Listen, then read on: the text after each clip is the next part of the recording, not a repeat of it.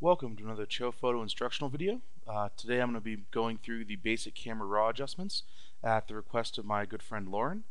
After I go through the basic Camera Raw adjustments, we'll move on to more advanced portrait retouching and things like that. So here in Bridge, I've got a couple different files to show you. The first is an unworked file of my good friend Julie, and then I also have the file after it's been worked. So as you can see, there's a pretty substantial difference there. And then lastly, I also have my white balance frame here just so I can check my white balance. So I'm going to go ahead and open up both of those images in Camera Raw. And the first thing I can do is just grab the white balance eyedropper to make sure that my white balance that I set in my camera was roughly accurate. And it looks like it was dead on. As you can see over here in the temperature area, the temperature went from 5800 to 5850, and the tint stayed at -7, which means that when I use the disk here to set the white balance of my camera, it was spot on. So now that I know that my white balance is correct on the image, I can go on to making some of the universal adjustments.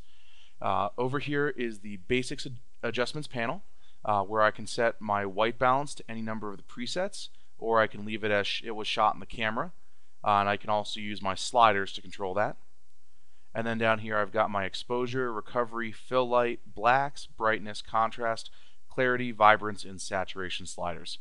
Each one of these controls a different universal change in the image, as we don't really make selections in Camera Raw. Exposure is going to leave the left end of your histogram more or less tacked dead on, but then it's going to stretch the rest of it further to the right or left depending on how you drag it.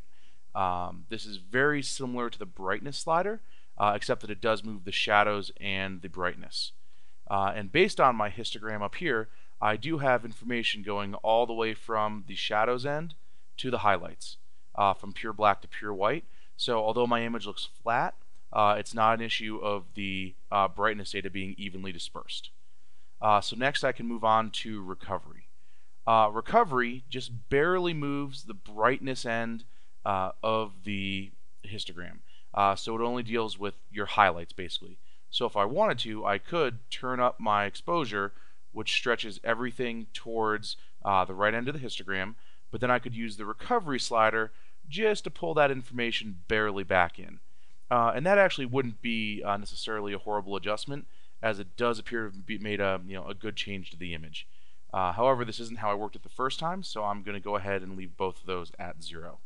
And just so that these were designed to be worked in order from top to bottom, although it is also completely legitimate to develop other workflows. Fill light is going to only move the shadow end or the left end of your histogram. It basically lightens your shadows, and so as you can see in the histogram, as I move the slider back and forth, it's only adjusting the left half of the histogram. So one thing that I do notice is that Julie does have very dark hair, but there also are some highlights in there that could be brighter, and I'd really like to bring those out. So I'm going to use my fill light slider here to adjust that, and I'm actually going to adjust it up quite a bit to make those highlights in her hair really bright. And now I know what you're thinking, Cho, your whole image looks washed out now, and it really does, which brings us to the black slider. The black slider moves the left end of the histogram the opposite way, and it's going to stretch it back towards the left end. So I've basically just added a whole bunch of light to my highlights, but I want to bring I've added a whole bunch of light to my shadows, but now I want to bring the parts of the shadows that really were supposed to be dark back to that dark end of the histogram. And so I'm going to drag that over until it looks like I've got that accomplished. So if I uncheck my preview box here, I've basically just done a contrast adjustment that only affected the shadow areas of my picture, or the dark half of my picture. That's because if I did an overall contrast adjustment, which I will do in a minute anyway, it would simply push the histogram apart, the highlights to the bright end and the shadows to the dark end, but it wouldn't actually make the highlights that were in my shadows brighter. So now, after blacks, we come down to brightness. Brightness stretches the information slightly differently than the exposure slider does. But it generally does push the information in your histogram towards the right end, but it does it without pushing the right end of the histogram off the edge. So you're basically shifting your shadows and midtones towards the right end of your histogram. That's if you move it up, or if you move it down, you're shifting your highlights and midtones towards the shadow end. It's a very, very useful slider, and I do want to increase the overall brightness of the image a little bit, give it some more pop. That's a little bit too far. I would say that looks about right. So now I've gone from a flat and dull image to something with a fair amount of pop pretty quickly. And then lastly, that brings me down to my contrast slider. So contrast, you could literally split your histogram down the middle, and if you turn it up, it pushes the highlights and and half the midtones to the right, and it pushes the shadows and half the midtones to the left. Just kind of like a split curve. Makes your bright's brighter and your dark's darker. And so I am going to up my contrast a little bit. In most portraits, you don't really want to turn your contrast up too much, but with Julie, I think we can get away with it here. Give it some real pop. So there we go. Actually, that's probably still a little bit too much. Okay. And then we come down to our clarity, vibrance, and saturation. These are all color adjustments. Clarity adjusts the contrast between colors. It also adjusts the contrast between grayscales in a way. It's a pretty interesting tool.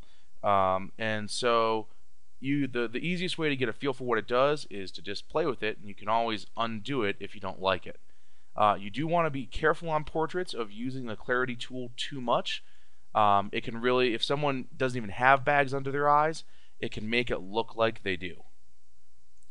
But if I zoom in here, I can show you, what the clarity tool does. So we'll start back at 0, go to 25, go to 50, go to 75, and then go to 100. So as you can see, it just kind of increased the contrast in between colors in some of those areas. And obviously 100 is going to be way too much, but I think 50 was about right. Vibrance changes the saturation of colors that are not skin tones. Basically, Adobe went in and this is a pretty advanced saturation slider that's boiled down to a single slider, which makes it pretty awesome. So if you want to change saturation of things other than skin tones, this is the one that will do it for you. And for my personal style of portraits, I do tend to actually like to desaturate them a little bit. That way, if the company that's printing them doesn't do a perfect job, it really doesn't show. It's also just kind of my style of portrait. So I'm going to knock vibrance down by 10, and then saturation is just true saturation. Increasing the saturation of the colors or decreasing them. There's nothing more to it than that. And I like the look of this one if I knock that down by 10 or 15. I think I'll go with 10. So now I've made my universal adjustments. Again, universal meaning that they affected the entire image. And I think it looks pretty good. So if I zoom all the way back out, and I can uncheck preview and recheck preview, and I would say that's a pretty substantial difference. I can also turn on my clipping warning here, and it does look like I am starting to clip some of my highlight data, which could be bad, and I am starting to definitely get some pure blacks as well. I'm not really too worried about that shadow warning there, which is the blue, because I do want to have some pure black in the portrait. But since I am starting to lose just a little bit of information on my highlights, I am going to jump back in and knock my recovery up to, say, 5, maybe even 7, and now I no longer have a problem with color data or brightness being out of range. And there you go. That's how you do your basic Camera Raw adjustments. If you have any questions, please feel free to email me. You can find my email address on my website, which is www.chophoto.com. That's CHOPHOTO.com.